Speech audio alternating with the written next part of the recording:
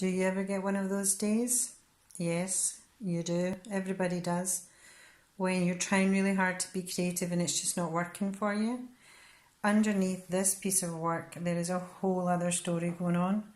So maybe it just comes with experience. You know, whenever you want to just stop something and just cover it up with something else, which is absolutely fine to do.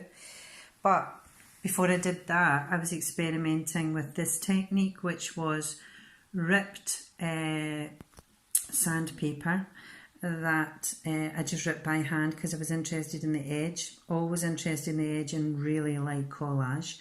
But what I was interested in was bleeding in some inks and allowing a water-soluble pen just to do its job whenever water hit it.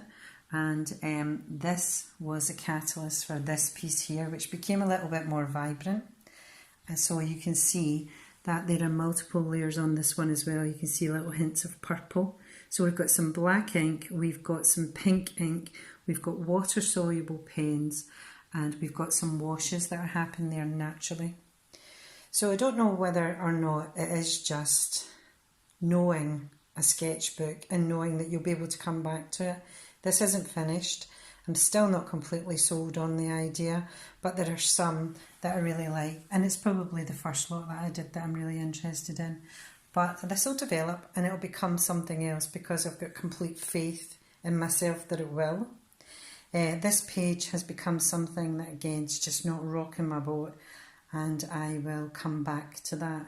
So my advice to you is just to take a pause, decide on that's not the day to work on it, and walk away from it and then come back to it.